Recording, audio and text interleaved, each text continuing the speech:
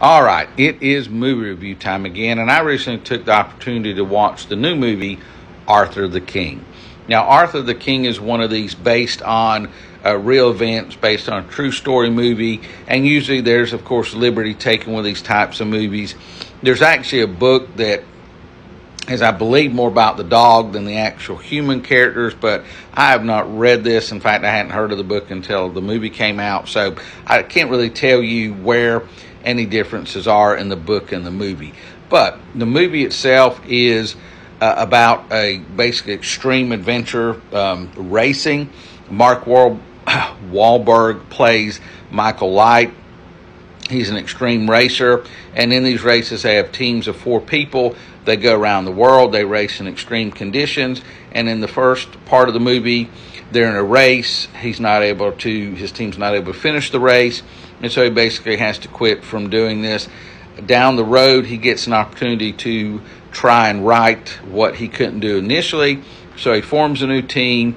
They go down to the Dominican Republic, and that's, of course, where they meet the dog, Arthur. That's the name they give the dog, and there is, the basis of the movie.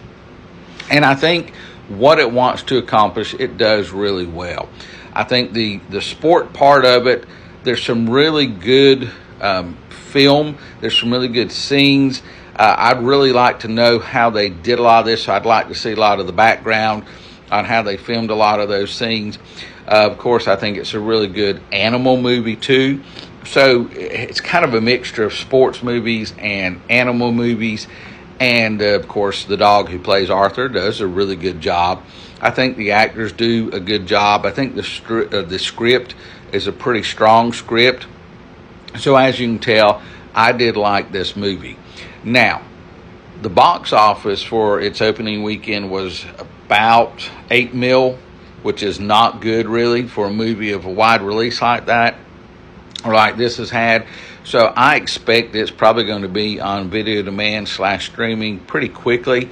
So if you want to wait, you'll probably be able to get to it pretty quickly. But if you don't want to wait, I do recommend it. I think it's a really good, solid movie overall, and I'm going to give it 4 out of 5 stars.